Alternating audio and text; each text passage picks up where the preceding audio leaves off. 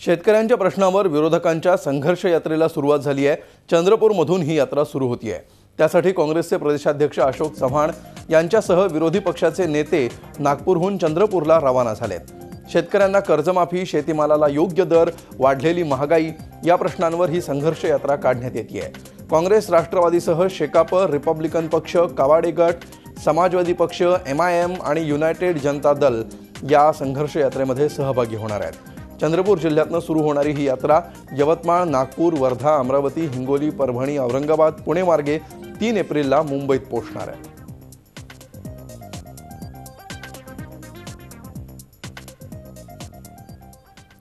आणि याविषयी अधिक माहिती घेण्यासाठी सध्या चंद्रपूरहून आपल्याबरोबर आहेत आमचे प्रतिनिधी अखिलेश हाळवे। तर अधिवेशनात सध्या नेमकं काय घडतंय याविषयीचे अपडेट्स देण्यासाठी आपल्याबरोबर आहेत आमचे प्रतिनिधी अमित जोशी। अखिलेश, या संघर्ष यात्रेला सुरुवात झालेली आहे। अनेक नेते विरोधी पक्षांचे आता चंद्रपूरमध्ये जमायला सुरुवात झाली असेल। त्यातले काही प्रमुख नेते सध्या तुमच्या सोबत सुद्धा आहेत। काय नेमकी विरोधकांची भूमिका आहे आणि सध्या कसं वातावरण आहे चंद्रपूरमध्ये?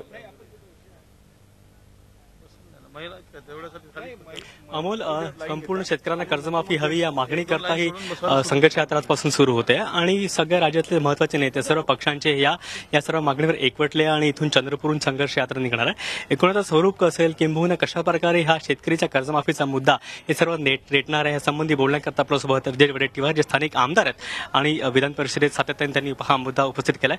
भाऊ, आज तुम्ही संघर्ष यात्रा काढणार आहे, एकूण नेमकी तुमची या कार्यक्रमाचं स्वरूप काय असेल?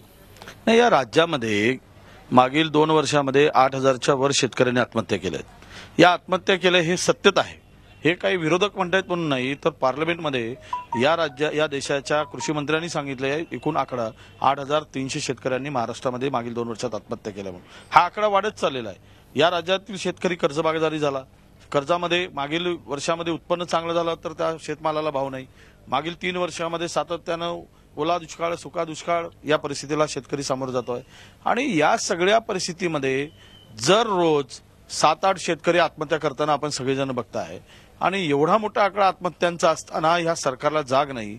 हे सरकार वाटेल तर शेतकऱ्यांची थट्टा करणारं स्टेटमेंट करत आहे की शेतकऱ्यांची कर्जमुक्ती केल्यानंतर उद्या आत्महत्या होणारच नाही याची हमी विरोधक देतील काय, अशा प्रकारचं स्टेटमेंट करून शेतकऱ्यांना म्हणजे अपमान करण्याचं काम जर या राज्यकर्ते करत असतील आणि आज शेतकरी वाऱ्यावर सोडलाय। भाजीपाला रस्त्यावर फेकला जात आहे, शेतमालाला टमाटर रस्त्यावर फेकले जात आहेत, कांद्याला भाव नाही, तुरीला भाव नाही, सोयाबीनला भाव नाही, धानाला भाव नाही, कापसाला भाव नाही।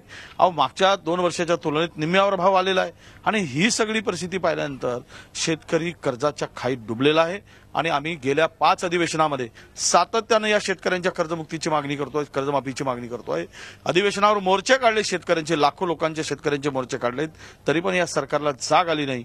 उलट सभागृहामध्ये आम्ही हा आवाज उचलल्यानंतर एकीकडे शेतकऱ्याचं बळी घेणाऱ्या सरकारने लोकशाहीचा बळी घेण्याचं काम केलंय आणि 19 आमदारांचं निलंबन केलंय आणि अशा परिस्थितीमध्ये सरकारकडून न्यायाची अपेक्षा नाही, म्हणून आता रस्त्यावर उतरून ही लढाई लढली पाहिजे शेतकऱ्यांची आणि शेतकऱ्याला कर्जमुक्ती दिल्याशिवाय शेतकरी आत्महत्या जो काही वाढ झाली की ज्या पद्धतीने शेतकरी आत्महत्येकडे प्रवृत्त होत आहे ते थांबणार नाही आणि शेतकऱ्याला जर पुन्हा उभं करायचं असेल मग काय उपाययोजना करायच्या नंतर करा, पहिल्यांदा सुरुवातीला शेतकऱ्याला कर्जमाफी द्या ही मागणी घेऊन आम्ही आता रस्त्यावर उतरलो आहोत आणि त्याची सुरुवात शिंदेवाईपासून पनवेलपर्यंत हा पहिल्या पेसमध्ये 6 दिवसाचा ही यात्रा आहे।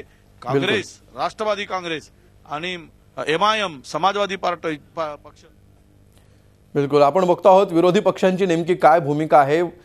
सर्वच विरोधी पक्ष आता यासाठी एकवटलेले आहेत चंद्रपूरमध्ये।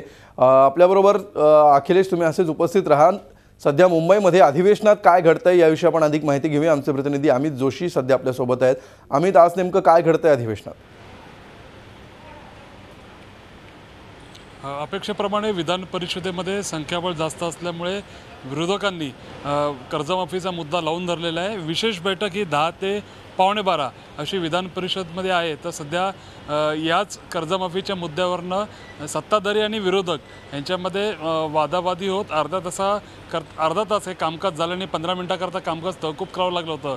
आता लक्षवेधी सुरू झालेले आहेत, मात्र 12 पासून जेव्हा नियमित कामकाज सुरू होईल तेव्हा विरोधक काय भूमिका घेतात याकडे लक्ष लागलेलं आहे। तर विधानसभेमध्ये अपेक्षेप्रमाणे विरोधकांनी बहिष्कार टाकलेला आपल्याला बघायला मिळतोय। त्या ठिकाणी कामकाज तर सुरू झालेलं आहे, मात्र ते विरोधकांच्या अनुपस्थितीत उपस्थितीमध्ये विरोधकांची बाकी आहेत ती रिकामी आहेत अशा परिस्थितीमध्ये विधानसभेमध्ये कामकाज सुरू झाले। त्याच्यामुळे पटलावर जे कामकाज आहे, मग लक्षवेधी असतील किंवा इतर प्रश्न असतील, ते कामकाज हे पूर्णतः होईलच, मात्र विरोधकांची अनुपस्थिती प्रकर्षाने जाणवेल।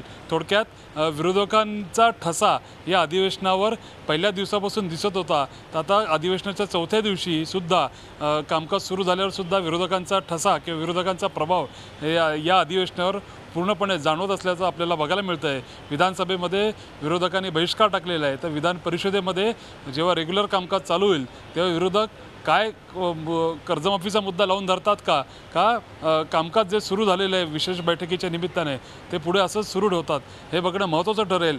सत्ताधारी मात्र ही कोंडी फोडण्यात अपयशी ठरले आहेत असंच या सर्व प्रकरणावरून म्हणावं लागेल।